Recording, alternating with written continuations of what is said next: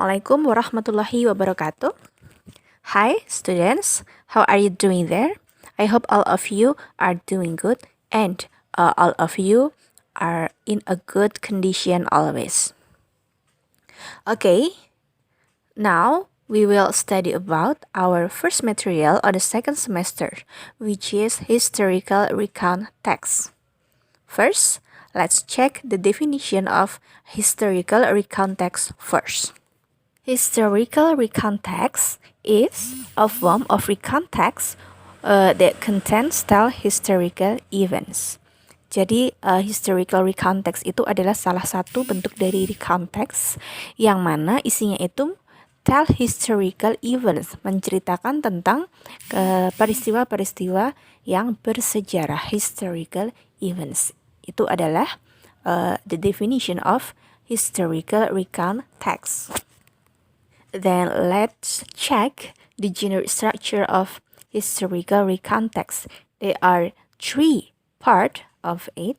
First, orientation, then events, and the last is reorientation. Let's start from the first one, orientation. Orientation is the initial part of the historical recount. This section will help readers to find out what is in the story before getting into a more detailed discussion or story. The orientation section contains information that needs to be known, such as who, what, when, and where. Jadi itu adalah definisi dari orientation. Adalah the initial part of the historical recount. Initial part ya, jadi bagian awal dari cerita. This section will help readers to find out what is in the story.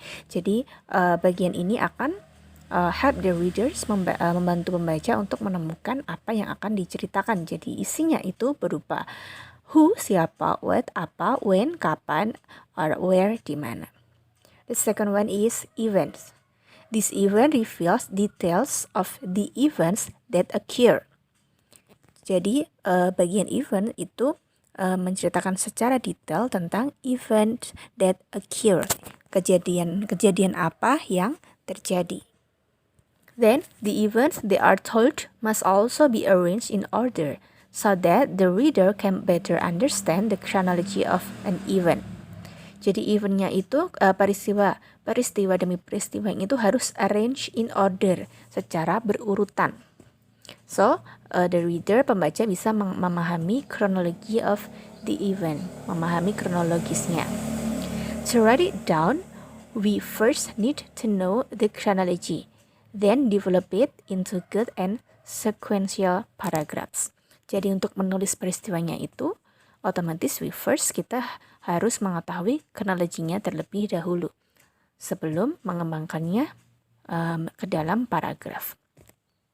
The last is reorientation. The reorientation section is usually used to insert personal comments from the author about a historical event. Jadi bagian reorientation itu biasanya digunakan untuk insert personal comment, untuk menceritakan komentar personal, komentar pribadi dari pengarang tentang peristiwa bersejarah tersebut. We can also restate what is the essence of the events being told. Atau juga bisa kita restate, menyatakan kembali apa esensial dari peristiwa yang sudah diceritakan. When delivering personal comments, the tense of the sentence use the present tense. Jadi ketika ingin memberikan deliver personal comments, komentar pribadi, tenses yang digunakan itu menggunakan present tense. Sedangkan pada bagian orientation dan event tadi kita menggunakan past tense karena kejadiannya sudah on the past, di masa lampau. Then the linguistic elements. First, using the past tense, menggunakan past tense ya. This is to show that the event did occur in the past, karena peristiwa bersejarah terjadi di masa lampau. Then using conjunction. Kata hubung conjunction is used to show the chronology of events or how one event leads to another event. otomatis kita menggunakan konjungsi atau kata hubung untuk menghubungkan antara peristiwa yang satu dengan peristiwa yang lain. Then using action verb, menggunakan action verb.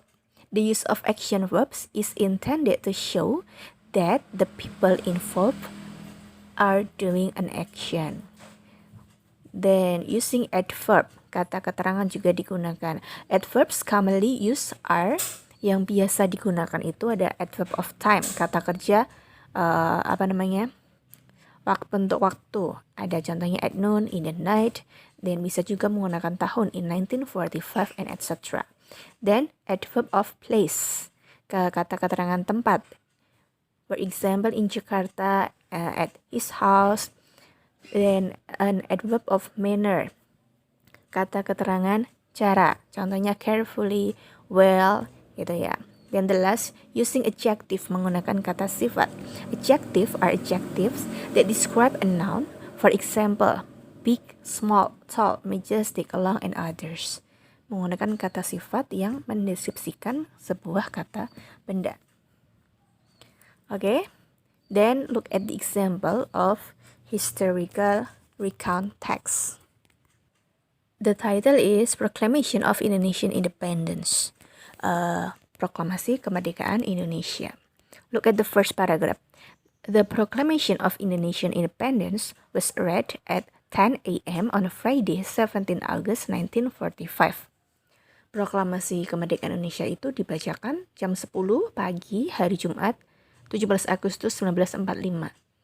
Itu merupakan bagian yang disebut dengan orientation. Jadi apa yang akan diceritakan disebutkan di situ. Then look at the second paragraph. The declaration marked the start of the diplomatic and armed resistance of the Indonesian National Revolution, fighting against the forces of the Netherlands and pro-Dutch civilians. Bla bla bla, itu di situ peristiwa demi peristiwa diceritakan. Jadi itu disebut dengan bagian events. And the last paragraph yang terakhir, the proclamation of Indonesian Independence Day is really meaningful for Indonesian people. Proklamasi Indonesia itu sangat berarti bagi warga Indonesia. Itu disebut dengan reorientation, gitu ya. Kenapa? Karena di situ menceritakan state the opinion, the comment from the author. Okay, I think that's all about historical recount text. Then if you have any question, you can ask me. Okay, thanks for watching. Thanks for your attention. Goodbye. See you next time. Wassalamualaikum warahmatullahi wabarakatuh.